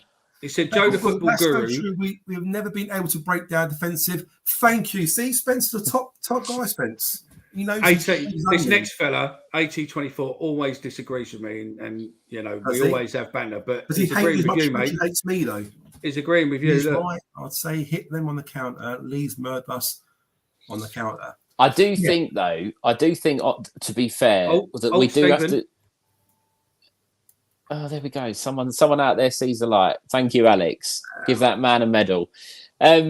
We also have to take into account Swansea. They've got some good players. They've got Charlie. I think it's Charlie Patino from Arsenal, youngster who's really, really highly rated. They've got Jerry Yates from Blackpool, who I thought was really good last year. Scored quite a few goals for a team that got relegated. That Arsenal, I think he's injured, isn't he? No, it's the other one. It's the other one. They've got another one on loan who's injured. Patino looks okay, and the other player that they've got, which I've never thought he's done an awful lot against us, but we've wanted him. We've been linked with him every transfer window. Is Jamal Lowe, and those kind of players, they're gonna have the ability to counter us. So we are gonna have to be a little bit cautious with. I agree, Joe. I think we're going to look at our best if our wing backs are getting forward, because we're going to need them to support the attack. But they are going to have to be conscious the other. But they're going to have to be conscious the other way, because Swansea have players that can hurt you on the counter. Yeah, sorry, AT24. It was released. If for example, if we go for Wes Harding at the back with Lenny and Coops, we got a little bit more legs at the back. I think Wes is fairly quick. He looked pretty good against Birmingham when he came out the back. So maybe we can afford to play a little bit more of a higher line, be at them, go a bit more attack minded, knowing that we've got some pace at the back with Lenny and with Wes Harding to sort of intercept or cover any mistakes maybe. What was that? Where's your mate Davenport? Where's he from? I don't know. I will. He has. I'll come to it in a sec. But yeah, what do you call it? AT24. We've got loads of American. I mean, I don't know if he's still on his Stewart's. It was in Rotunda Beach, and we got Canadian. We got some New Zealand. French. So yeah. Just one that. Yeah. No. Look, I apologise. It was late, but edited it. I completely forgot that yesterday was Thursday. I thought it was Wednesday, and I edited it late. So yeah, my apologies there. It'll be out earlier going forward, so don't panic. Sit back never works. Headless chickens. Are we signing Kiefer Moore? I reckon that's going to happen in January, Baz. There we go. He is. Look, America. Oh no, Peckham. Not Chats Peckham. Peckham. I like you, Mickey. I thought your day tripper rant was amazing. Don't worry, mate. There's going to be another one later, so don't panic. Not about day trippers. So Fleming is lazy. Don't work hard enough and all that. Good evening, Gaza. Why scared of Swansea? All they beat this season is useless Sheffield Wednesday. And Sheffield Wednesday, I saw earlier, were getting beat by Sunderland 3-0. They're still being beaten 3-0. They are in an absolute shambles of a situation, aren't they, Sheffield Wednesday? Yeah. I know we're not talking about them too much, but it's just shocking. To go down. Peckham. Mate, did you see that statement from their fucking manager? If that was from their owner, if our owner ever did that, fuck me, there'd be carnage. Absolute fucking carnage. Shout out to Big E on the listening. Yeah, hello, Big E. He's been here since the beginning, chaps. I can't see who's there. For me, did you not log in? You just used the link tonight. I've just come in as a guest. Yeah. I haven't got the privileges that Stephen has. You still got the privileges, but yeah. So yeah, all you need to do is log in. But yeah, right then, gents, we are coming up close to 10 minutes to go, and I normally give you about 3 minutes, but you can't argue with that. You can't. It's awful. And I tell you what, on the subject, I know they're not in our league; they're nowhere near our league at the moment. But also, what's going on at Scunthorpe at the moment is shocking. You don't want to see that at any football club. It's terrible. They're actually banning everyone. For like voicing their opinions. You say something online or something, that's it. Boom, it's happening. It's happening. The problem is that with a football club, they're like you not so much now to a degree, but remember when we were teenagers, Joe, right? We're both the same age, so don't do all these bollocks about right. But when we used to go out on all the nightclubs and everything else, right, where no trainers and we all dressed up to go out to nightclubs and stuff, right? And those of you who are your mid-40s to late 40s will understand where we're saying. You used to always have on the bottom of tickets and all that, if you went to, AWOL or World Dance, you'd always have on there, wouldn't you? Raw, right? Right of admission refused, right? Yeah. So basically, football's the same. Football can pretty much ban you for anything they want. You could walk in there tomorrow, Joe, right? And they could just say, really sorry, Joe, unfortunately, don't like your haircut. We're not having you in today. And there's fuck all you can do about it. It's as simple as that. The whole season, you've got a season don't matter. Holder, doesn't matter. You lose all. Doesn't matter. Really? Yep, absolutely. And the thing is, that's what people don't realise is that the problem is that football clubs don't want, if they don't want to, they don't have to give you a reason. There's appeals, but then again, your appeal is only successful to a certain level. If they still don't want you to do, they could put in stipulations to go, right, Joe, no worries, we can have you, but we want you to make sure that you don't wear shoes with shoelaces in anymore. And I know it sounds absolutely pathetic and absolutely ridiculous, but they're in there. That is, it's pretty much like a club, like a thing. If you don't want them in, you don't have to go in. You don't have to have these people in there. Do you know what I mean? Yeah. And I completely agree with you, Jimmy. I would say that there would be absolute carnage if we did it.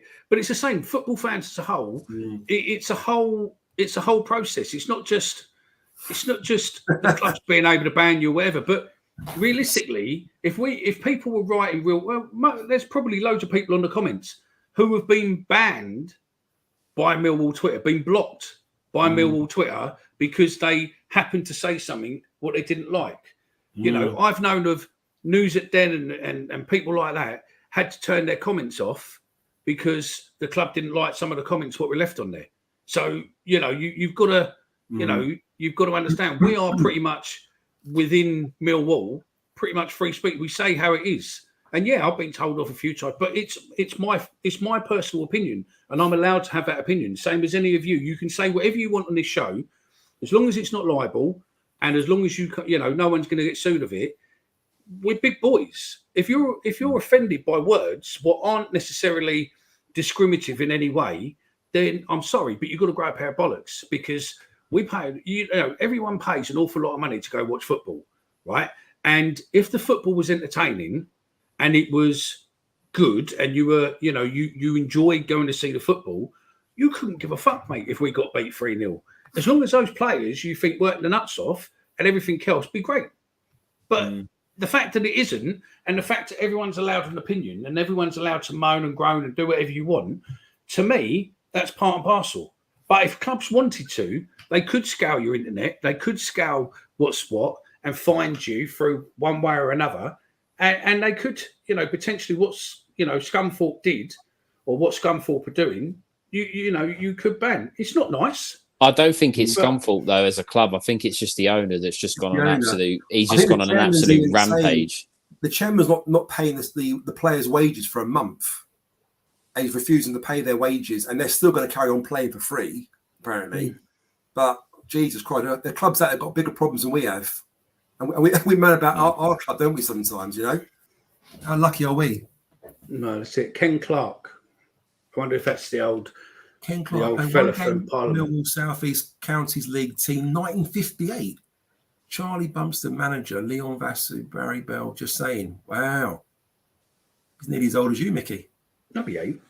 He's closer to you, mate, than me. Once probably will deserve. Gents, given what you've just discussed, who do you think our fan base will? Do you know what? That's a great question, and that's a great question, right? Because personally speaking, and I know a lot of the old boys and all that, and I'm a strong believer in that the hooligan element of football and the hooligan element of Millwall might not be your thing, but they have stopped so many scarfers in the past being battered at away games and stuff like that, that they are part of our history. Like them, hate them, whatever it is, they are part of our history, right? Because there's many scarfers who went in the 70s and 80s and all that, where those guys kept them from getting battered and stuff, right? Do you know what I mean? They looked after people and all that lot, right? So they're part and parcel, and it is what it is. I think personally, in 15, 20 years' time, it's going to be a lot more shirt wearing than what there currently is. I don't think you'll have everything what goes on now, what's slowly dying out, but you won't have none of the aggressive chants, the aggression chants as such. Not discriminatory, but do you know what I mean? Like the banter chants and everything else what you have had now. And, when you're standing, we're playing, Mickey. Obviously, if we get promoted, that comes into it. And we start attracting, different sort of fans, whatever. That's going to change. If we get relegated, suddenly the day trippers are going to fade away, and all the hardcore support will be there, which will make us more the traditional Millwall fan base, if you like. I think it all depends how we're playing and where we're at. If we got to the Premier League, as much as for someone who's not seen us in the top flight, I would love to see us have one season at going to these big grounds and playing against the best teams in the country. But one season in the Premier League, in my opinion, in terms of what goes on off the field, would probably be the worst thing that could happen to us. I would rather Division 2, 3, 4, right? Or what is it now? League 1, League 2, right? And be safe in one of them and keep our identity as a club, than lose it being in the Championship or the Premiership. Back in the late 80s, Stephen, because when we got promoted and the first season, for the first few months or so, we were hovering around the top of the league. And everyone's like, we were playing some good football, winning some good games. And I was seeing so many people wearing Millwall tops back in those days, like out and about, ranting, not just in South London, but could be in any sort of area, really. And I swear these must be like young fans just thinking, Millwall top of the league, I'm going to buy a Millwall shirt, And you did get a little bit of that that season. I remember so many. What I mean is, and I only go off what I hear from my dad and other fans that I know that have seen us in the top flight. No one wanted to play us. The fans went in their numbers to these big grounds and the noise and the atmosphere, and they made it uncomfortable. And went to Arsenal, Liverpool, Chelsea. I mean, as I say, not me personally. I'm talking about. We had a big following. That season got promoted. It was amazing. Like, we're taking big crowds away from home. And then what you got to think of is the next season we're now playing in the old First Division, the top flight. So that support carried on from the season prior. And we're still getting massive attendance. We're still getting, full grounds. And of course, we carried on the success of winning games. So we're still winning games even in the top flight. And it wasn't until near the end we started losing a few games and dropping down a little bit. And of course, the season after, we kind of crashed and burned. We lost, a couple of our best players, didn't we? But I think it all depends on how well a team's doing. If you're winning games and you're playing, and scoring goals, of course, the fans will be there watching you week in, week out, Well, this is the next thing that I was going to come on to. We're talking about the Premier League. Luton. Sorry, Lion. Go on, Stephen, as you were. Luton, as a football club, right? They've made it. They went down to the conference. They've got back up to the Premier League, and their fans have stayed pretty much every game. They got battered at Chelsea 3-0. They got beaten other games. Hold on. Wait a minute. Just hold on. Right. I don't see anything wrong with Luton fans supporting their team. I really, really don't. They are living the dream, and good luck to them. Do you think if Millwall got promoted to the Premier League and we're getting beat pretty much every week, that our supporters would be the same? Do you think they would?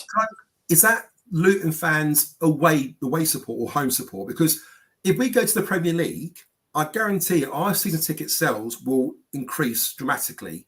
Right. So whether you're happy to go and watch them or not, you've got a season ticket, you're going to go and fucking watch them, aren't you? But I think there is that element of once in a lifetime, you're going to watch your team play in the Premier League, play against Premiership teams, and you want to go to all these grounds. I know I would. If Millwall got promoted into the Premier League and I've got an opportunity to go to Old Trafford or wherever, the Etihad, to watch Millwall play, you're going to make those journeys. Whether you're going to get thumped 5-6-0, you're going to go, aren't you? Yeah, absolutely. But would you do it every season if you remain in the top flight? Also, I'm going to go on to Sheffield United now. Last weekend, Sheffield United got beat 8-0 at home by Newcastle, and if Newcastle really wanted to, they could have probably got double that. It was embarrassing. And again, Sheffield United fans people were saying, why would Sheffield United? Why would the fans stay? Why would they do that? Millwall go up to the Premier League, Joe, and Mickey, I'll come to you after. Newcastle turn into town. They're 6-0 up in the 60th minute. Do you stay? Yeah, because I think you've got to manage your own expectations, haven't you? If you're playing in the Premier League, you're not going to think to yourself, you know what, we're going to walk this. We're going to do really, really well. I think you're kind of always expected to lose. I mean, you've seen it already with the teams got last season: Burnley, Sheffield United, and who's the other one? Luton. They're all struggling. There's such a massive gulf between the Championship and the Premier League at the moment. It's ridiculous. I mean, that teams that can go up there and hold their own, are there? I mean, it's quite weird with that comment there by Cole saying, Southend's Ron Martin is a wanker to think that, we were in the same league. Yeah, we were. And the problem is that, and this is different football fans, right? And different times. When we had the battle with Lewisham, there was a strategy of attack, and it was basically we would attack them as hard as we could with facts, right? And I spoke to a couple of people from Southend to, they through someone come to me and asked, what would be my thoughts and all that. And I told them what I would do, how I would do it, how I would plan an attack. I would go after Ron Martin and expose all these dirty secrets. And we found, the guy I used for AMS, we basically looked in and we found some secrets and we basically exposed it to them, told them what to do. And they were, no, we've got another way of doing it. We're going to do it this way. And I said, it's not going to work. You've got to sit there and you pretty much, with someone like him, you need to hit him head on and follow him out. And the problem is that they're a different fan base to what we were. And we managed to jump on it. We managed to take the regen battle global because of everyone getting on board, everyone, it and everything else. And we managed to do it. But if that fight was now, and the way that social media and the world and everything else has changed, it wouldn't happen. It wouldn't. No, happen. it wouldn't. No, it wouldn't. That in a way that come at the right time, as you say, because we were able to get support. Now it would be different. I just honestly think, and I would love to see us just in the top flight. For years and years, I've had so much stick and grief from mates over the years about, you've never been in the Premier League, blah, blah, blah, this, that, and the other, and always constantly being in the Championship League one, whatever. But I just, the more I think about it, and the more as I get older, I realise that the Premier League could really seriously damage us as a football club. 100%. But the club is preparing for that. Oh, of course, of course they are. But they got to get there, and the way that we're going at the moment, we ain't going to get there. Like what the reception is now with Harry's Bar now, etc., etc. We're preparing for it. So Joe, I think AT24. Yeah. The point I'm making, I think it's brilliant. I think it's absolutely. The point I'm making, AT, is we're at home to Leeds. It's a winnable game. If you're going in the Premier League, you're playing against Man City, Liverpool, Anfield. You're expected to lose. I ain't going to walk out with 2 or 3-0 down at home to Liverpool. They're a decent side, but against Leeds and listen to those fucking Leeds wankers cheering, I just couldn't stomach it. But to be fair, I did try to stay to the end. I just couldn't do it. Just couldn't do it. No, that's it. Right, gents. We are 5.5 minutes over time. Do you boys just quickly while we're there? Gents, because I am going to have a little rant in a second. I'll give you some advice in a minute. But have you not had one already? How many rants you had? No, this one's quite a big one. Get your predictions in, and we'll run through those quickly after this. My thing to you is this: there was something up here, and this will this comment. Where are we? That comment and another comment what Gaza made there, which is true. Right. I've done this before, but I'm going to do it again. And I'm looking to get, I'm in the process of arranging a lawyer, a football lawyer, specialises in football regs and laws. So I'm going to do a show with them and go through all of this. Okay. Right. The football unit, the government, and some other bodies are pretty much trying to kill football, or football fans, really heavily football fans. Today, and I'm not going to go through them all because it's too hard, the football arrest rates went out. We are second, by the way, if you're interested in the football banning orders. But I'll explain why those numbers and why arrests have gone up. Basically, the law used to be you would only be classed as a football fan if you were on your way or you were at a football match. So if you were arrested in a pub away from the ground in London Bridge when we were playing away, you would be a normal civilian, okay? You're just a normal bod, right? They managed to change the law. So you can now be arrested and charged with a football offence watching it on TV. You can now be, this is what gets me as well. This law come in last year and then basically come through, and it's now been accepted in that you can be charged for 0.05 grams or 0.5 grams or 0.05, I think it is. I'll have to clarify on there, but you can basically be charged for possession of cocaine if you're going to football with a very, very small amount that if you weren't going to football, you would basically just be given a caution. But because you're a football fan going to football, you will be charged and put in front of the court so they can give you a football banning order. Okay? And that is just fucking, it's unfair that football fans are targeted in such a way and no one seems to care. You've got the FSA coming out today going, this statistics is because of this. They changed this and done that and done that. Yeah, but you sat on your fucking ass November last year when all this was being talked about.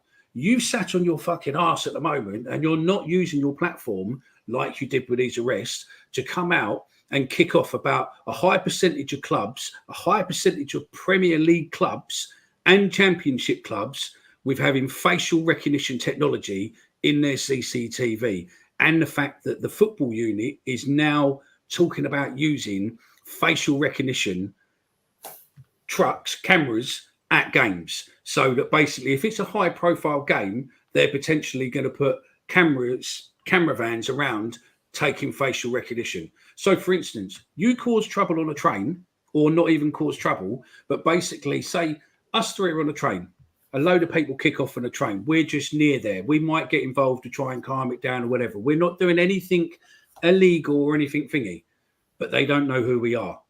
Our image, and this is potentially, we're talking theoretically, our image could then be loaded onto a database, and our picture is put onto their facial recognition.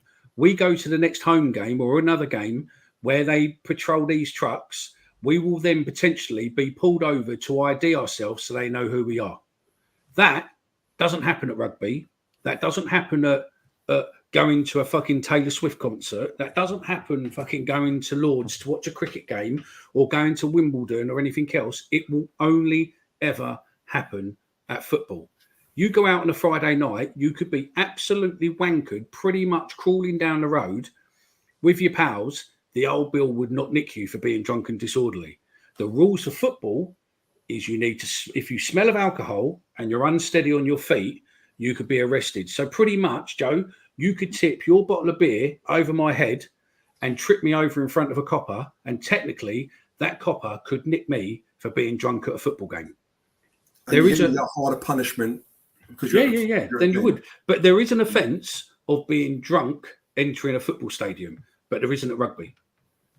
And also, the other thing what people don't really seem to understand is that most football clubs, especially within London, have a national sharing, have a sharing agreement. So that if you get nicked on the way to a football game and you get caught with possession, even if they give you a caution, which now they're not, they're going to be arresting you, they will inform the club of your name and your address, and all the clubs have a zero policy on drugs. So even if they can't get you on drugs, the club knows, and the club will basically inform, the club could basically technically give you a ban because you were on the way to the game. The whole laws around football are fucked. My word of advice before I come to you boys as your finishing statement is this: if you ever get nicked at football, don't say a word and get yourself a duty solicitor. There's a football lawyer, people like that. They can get you a lawyer to the cells, right, to speak. Don't say nothing until one of them are there. Don't admit nothing, because they will get you to admit stuff and go, oh, we'll just give you a caution. But that can still get you a banning order. Speak to a lawyer, right? They're free at police stations. Just do one. And if they ever invite you to a voluntary interview where come and see us at 2:30 on Tuesday afternoon, come down and have a chat, always speak to a lawyer and take a lawyer with you, because on the long term, it will save you, because they will always tell you, oh, we're not going to do this. And then they hit you. Just remember this bit of advice. A football banning order is not a criminal banning order. A football banning order, is a civil offence. And they don't need beyond proof. So they don't need the level of guilt, what you do in a criminal court, in a civil court. And also remember, you get caught with cocaine, you get caught drinking in front of a pitch, you get caught entering the field of play, you get caught being drunk, or anything else what governs a football banning order, that's your passport gone. Every time England plays, every time England ladies play, anywhere around, home and away, especially away, your passport needs to be submitted to the police. And that's for however long. So that could be a 1 year, a 3 year, a 5 year ban. You have to then do that on offences. And I'm not talking about violence. I'm talking about normal offences that on a general person on a Friday night going out with your mates, that you do any of those, you don't have to surrender your passport. Football fans are targeted for a reason, because it's easy. And the rumour as it is that the government pays the football units a bounty. So every football banning order they get successfully, potentially they get between $2.5 and $4.5 grand.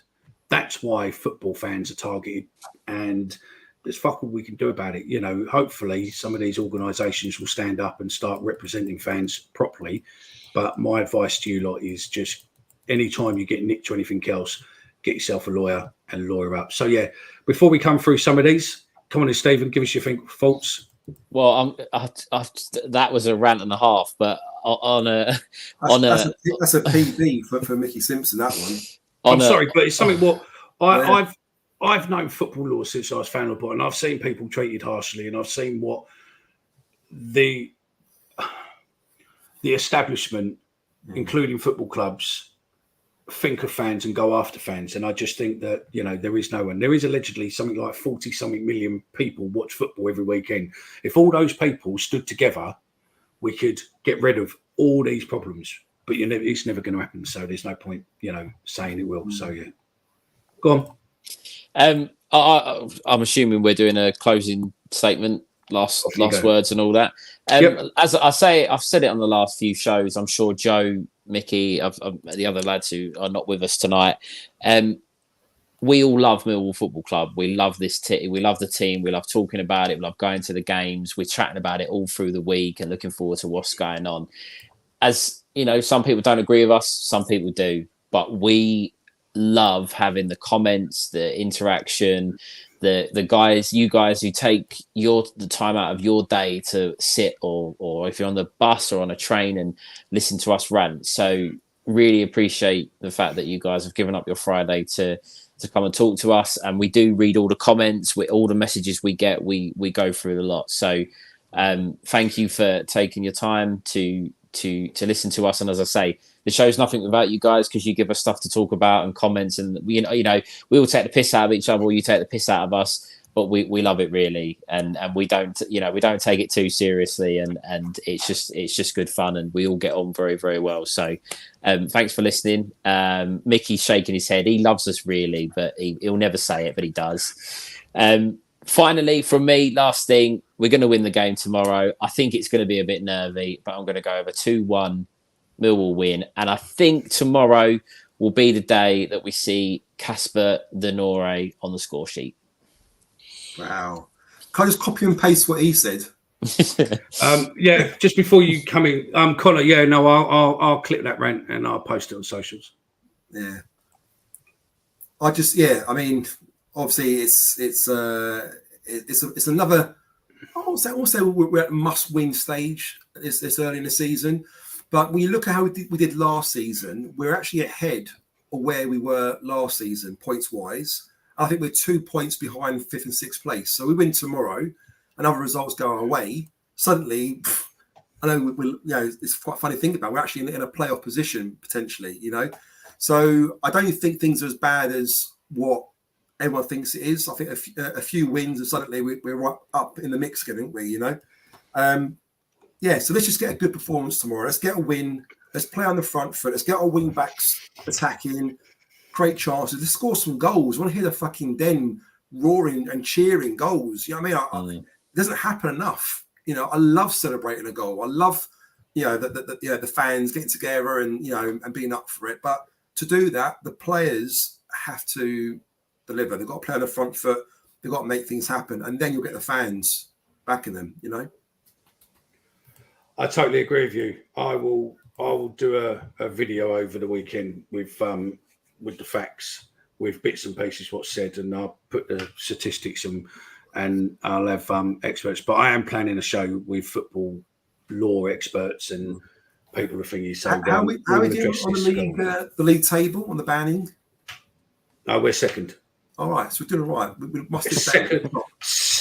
Let's just come on. Let's make a joke out of it. We were second.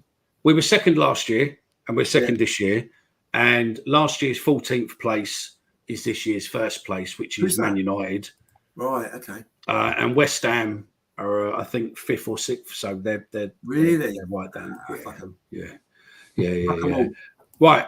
On that, gents, it's been a pleasure as always. I won't be coming back to you once this video finishes.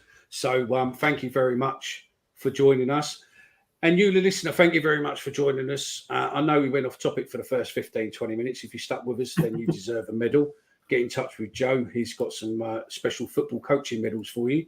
Join us again. We'll be back Sunday night. you'll get an extra show with us next week, because obviously we are playing away.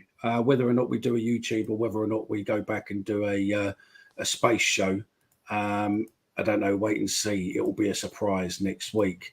But yeah, that's it. It's now time for the end of the show.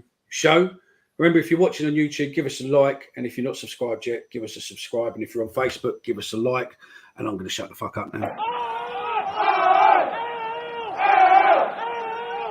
United had been made third favourites behind Sheffield Wednesday and West Ham to reach the First Division. An away game with them is no one's idea of a picnic, but Malcolm Allen again gives them a shot with barely 10 minutes played.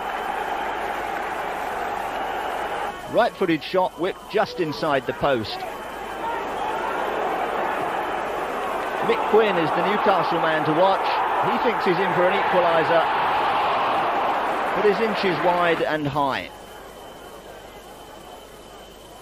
Instead, it's Millwall who pick up a second at the start of the second half. Les Briley plunges in. Sheringham finishes off.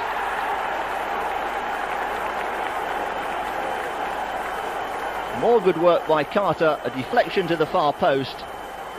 And Briley prepared to risk an injury and a bang in the face to help the goal in. Backed by a crowd of almost 24,000, Newcastle come on strong in the second half, and this time Queen does get a reward.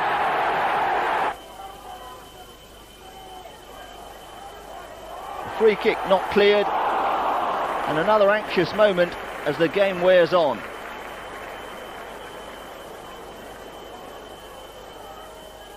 But the Lions hold out, and after 3 Saturdays, it's 3 wins and third place in the table. John Lyle's Ipswich Town in unfamiliar Tangerine draw almost 13,000 people to the Den. Ipswich get an early shock. Alex Ray, 2 home games, 2 goals. Positive running from midfield, nicely set up, and a thump of a finish.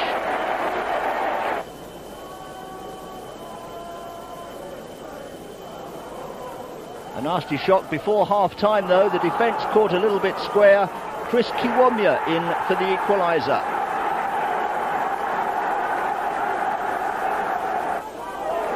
In the second half there's plenty more Millwall pressure. Once again Jimmy Carter seeing plenty of the ball down the right.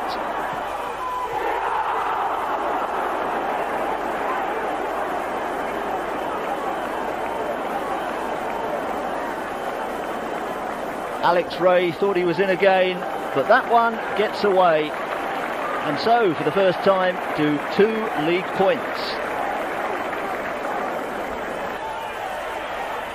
4 days later, the first evening game of the season proves the most eventful yet. Hull City down from Yorkshire, not one of the second division's more fancied sides. Carter and Sheringham, the old 1-2, soften them up.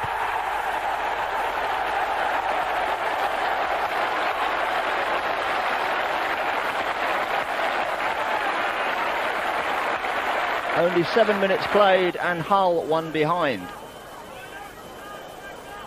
Their goal, though, later on seems to lead a charmed life. Double effort by Teddy Sheringham, somehow kept out. And incredibly, there's more from the same source.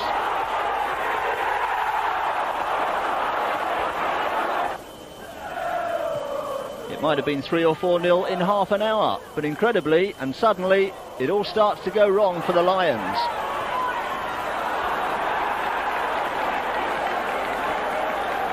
"37 minutes played, Payton the scorer. Barely 60 seconds later, and Palin from outside the area. Brian Horn can only block, and suddenly Millwall are behind.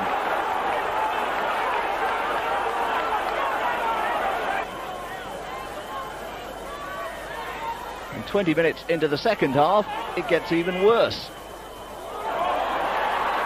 Thumping header for Payton's second, and it's 3-1.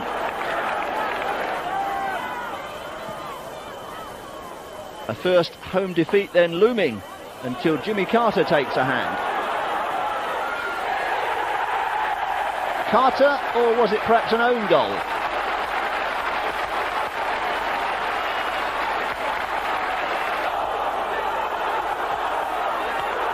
He's not too worried who got it. The important thing is that a goal's been pulled back and suddenly an equaliser is on the cards. 4 minutes left, the whole defence in a tiz, and Gary Waddock gets it.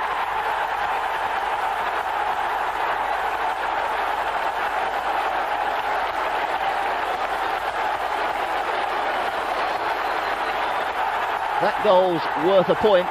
The Lions still unbeaten, but 4 points dropped at home. 12 goals scored. In case I don't see you. Good afternoon, good evening, and good night.